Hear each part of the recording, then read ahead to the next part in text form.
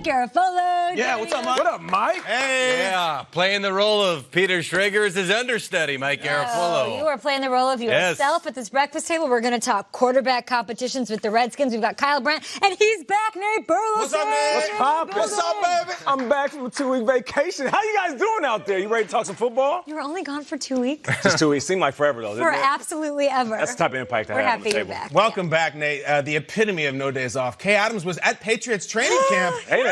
Foxborough over the weekend. Kay, are they just terrified that Gronk is gone? Is there nervousness everywhere? Not one bit. I couldn't find anything. Nothing. We'll get into it. I love it. We'll break that down, Kay. Boots on the ground. Yes. Also, Mike G, you spent the weekend with the Redskins. Dwayne Haskins, Burleson loves him. When are we going to see this guy under center? Burleson loves him. Upper management loves him. He had a great day yesterday. String a couple more days like that together.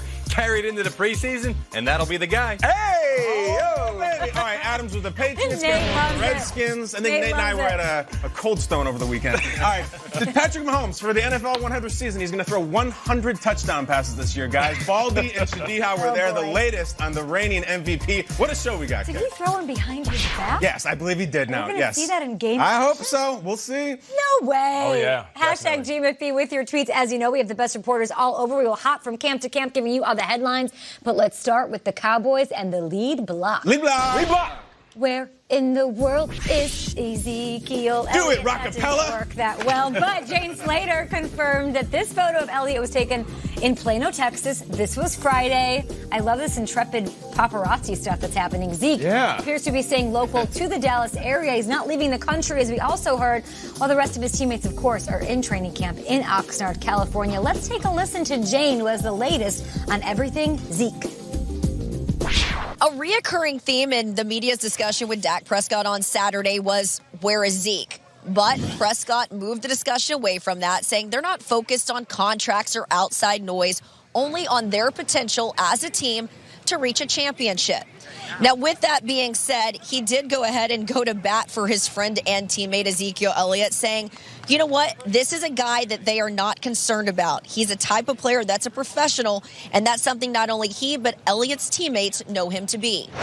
Yeah, it says a lot about Zeke because he's a guy that comes in each and every day and does things the right way. And as I said, we're not worried about him because we know wherever he is, he's doing things the right way. He's getting himself ready.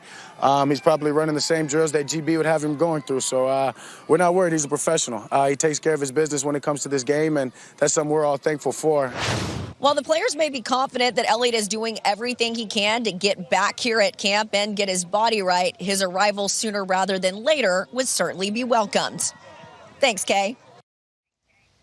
Thanks, Jane. We appreciate you. We'll hear from you all throughout the day here on NFL Network. And it does sound like this holdout might take a little while to sort out, even though Jerry Jones is saying it doesn't take away from the enthusiasm he has about the squad. His teammates are calling Zeke a professional. Mike, I'm starting with you. In hearing those words, those sound bites, and in knowing the rest of the league and how this goes down, what's your level of concern that this actually does reach the regular season? I've got a level of concern that Zeke didn't see that picture being taken in the restaurant there. You know that one was taken like this, where you got and you hit the side button. They always know. Flash off. I've done that before. Where was that? A macaroni grill? What is it? Yeah, really. The waiter writes the name upside down. It's pretty cool. Gotta have a private room next time. My level of concern. No, I think. Look, everybody kind of knows where the numbers are on this one. You just cross Todd Gurley a little bit, and you get there. So you get to the 15 million-ish. There are other factors on this one, though. It's not just average per year. It's going to be how this thing is paid out. It's going to be the Cowboys realizing that Ezekiel Elliott's been suspended before. He met with Roger Goodell just a couple of months ago. So how do they want to structure this thing so maybe they don't front load this thing and he has another suspension down the line? I mean, there's a lot of factors at play on this one, but the fact that we know where that APY should be leads me to believe that at some point something's got to get done here. What do you think, Nate? Well, I feel Get in like- there, buddy. Neither of you are drinking, so you were both up. Oh, no, I was ready. No. Here's the thing.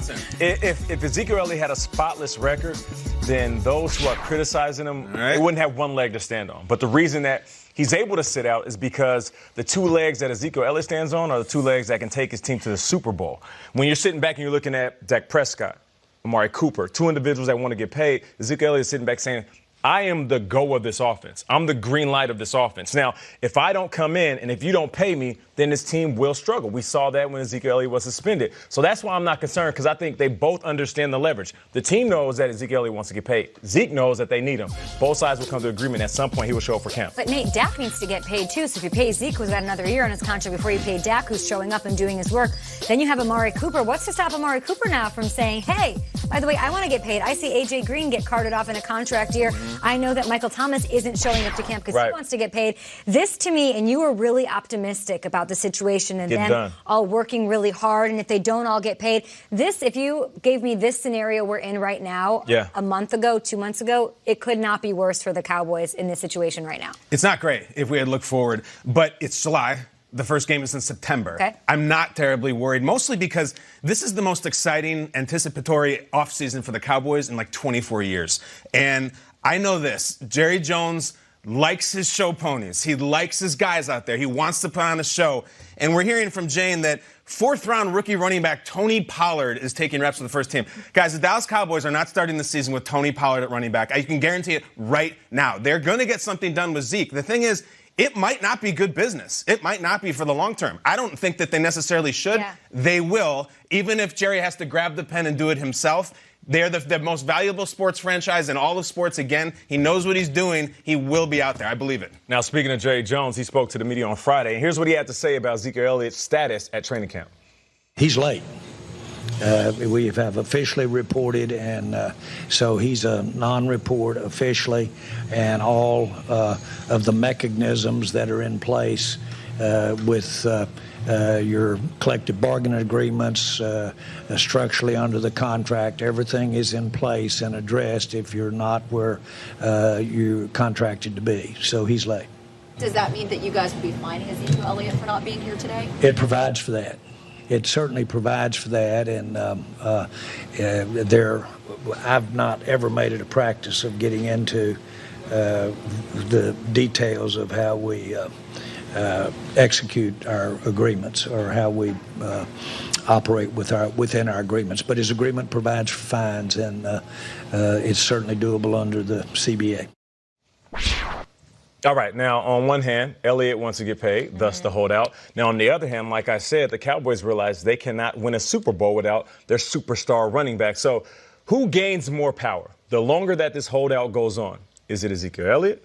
Is it the Dallas Cowboys? It's absolutely Zeke. I mean, the closer you get to the regular season, I think Jerry Jones may be somewhere in the back of his mind still remembers 1993 when Emmitt Smith sat out the first two games of the season and they went 0-2. And then they gave him now listen, it's still a lot of money. I'll take this deal. What do you got? But it's 4 years, $13.6 million. Okay, Zeke's going to wind up making more on an average per year basis than the entire 4-year deal. That's a third-string quarterback deal now. Exactly right. So, but I think, everybody remembers how valuable Emmitt Smith was to that team. Yeah. So maybe Zeke is hoping to jog some memory and push this closer to the regular season. It's Zeke. They need him now. They need him to win. So the longer he isn't there, the worse for this team. He already has a lot of leverage. I know the team always has more leverage in these negotiations, but he's looking at what Gurley got made. And I understand that the Cowboys will use what's going on with him health-wise against him. But the truth is, if you ask me who's more important to their team, Zeke's more important to the Cowboys than Todd Gurley is to this offense and what they do with the Rams. And Todd Gurley is making that much more a year.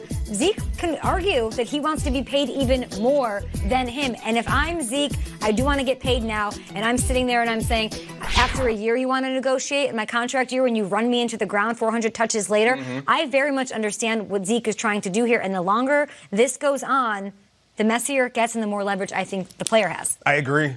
Look, Zeke jumped the line at the deli counter. It's not his turn. There's 5 people in front of him in line. Gotta have a meet. He's like, I gotta go. I'm just gonna jump the line. Because you know who the power really goes to? The power goes to Byron Jones, Amari Cooper, Jalen Smith, Lyle Collins, all these other guys who are watching what he's doing. I read my son this book called If You Give a Mouse a Cookie, the payoff is he's gonna want a glass of milk. It's this mouse. If you give him anything, all the other mice want the world. If they give Zeke a deal, those guys are why would I go? So he held out, and they just pay him. Okay, well, I'm not going. I want a glass of milk, too. That's where the power is going to go. And I'm going to say it again. Zeke's going to get this done. I'm telling you, he's the mouse. Spoiler, he winds up needing another cookie in the end, right? You got to make a whole batch of them, cookie and ham. It's incredible. Milk and cookies. Now, here's the thing. Think about this, what we said about Zeke when he first came out.